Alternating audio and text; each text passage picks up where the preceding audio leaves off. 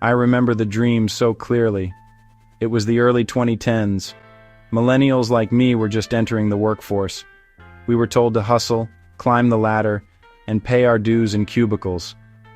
But online, a new story was emerging. Remote work. We saw people with laptops on beaches, digital nomads in far-off cities. They were working, but also living, escaping the rigid 9 to 5. This was more than a job perk. It felt like a generational calling. We grew up with the internet, so why not work untethered? The dream was an escape from corporate drudgery. No more pointless meetings, no more soul-crushing commutes. We imagined designing our days around our lives, not the other way around. Yoga at noon, picking up kids after school, autonomy and control. Remote work seemed like the antidote to burnout and constant pressure. We pictured waking up without alarms, brewing coffee, and working a few focused hours. Then, closing our laptops and living life on our terms.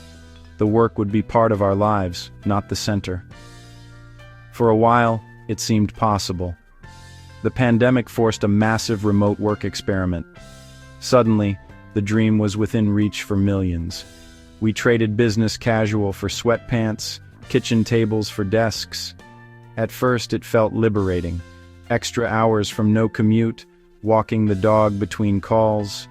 We were finally living the flexible life we'd been promised. But as weeks turned into months, cracks appeared, the boundaries blurred, work seeped into every corner. The dream started to feel less like freedom, more like a mirage. The promise of remote work was powerful, but reality was more complicated. We had to ask, was this really the life we wanted, or just a new kind of trap? The promise of remote work was simple: flexibility. You could work when you were most productive, structure your day around your needs. For parents, it meant being there for school drop-offs. For others, time for hobbies or rest. Companies advertised this as trust, treating us like adults. The vision was seamless integration work as something you do, not a place you go. More time for family, friends, exercise, and rest. The endless hustle would be replaced by balance. The pitch, work from anywhere. Not just home, but cities with lower costs, closer to family, or even as a digital nomad. Social media glamorized this lifestyle: influencers in Parisian cafes, Bali co-working spaces, mountain cabins. It looked like ultimate freedom, choose your own backdrop. Companies said, happy workers are productive workers, give us freedom and we'll give you loyalty and results. It sounded like a win-win, our desires and employers' goals perfectly aligned. We weren't just cogs, we were partners in a new way of working. The narrative was irresistible, but beneath the surface the cracks were already forming. The dream was seductive, but reality was about to set in. Flexibility was a double-edged sword. The promise of freedom came with hidden costs. We were about to learn that not all that glitters is gold. The laptop and the beach, not quite the paradise we imagined. The real story was just beginning. Flexibility quickly became constant availability. The 9 to 5 boundaries vanished. Work bled into evenings and weekends. Emails and Slack messages arrived at all hours. The company's flexibility meant we were always reachable. Anxiety grew. Would silence mean we weren't committed? Our phones became invisible leashes, tying us to our jobs. The peace we hoped for was replaced by persistent stress. To prove we were working, we responded instantly, kept our status green, sent late-night emails. It was a performance, exhausting and endless. We traded visible office constraints for invisible digital ones. The freedom to work from anywhere became the burden to work everywhere. Flexibility wasn't a gift, it was a trap. Our lives were more fragmented and invaded than ever.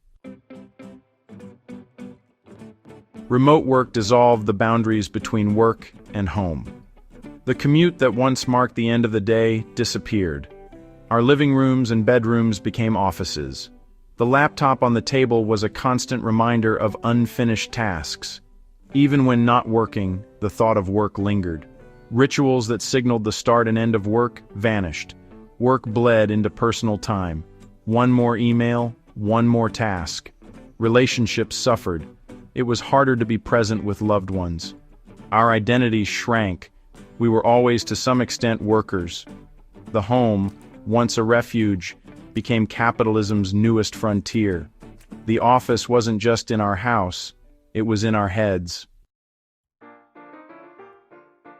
The dream of remote work ignored our need for connection. Offices, for all their flaws, were social ecosystems. Casual chats and shared laughs built camaraderie. Remote work stripped these away, leaving isolation. Zoom meetings are efficient, but not a substitute for spontaneous connection. Work became transactional, relationships faded, loneliness grew, impacting mental health, anxiety, depression, burnout. Without informal support, stress was harder to manage. The lack of separation between work and life made it worse.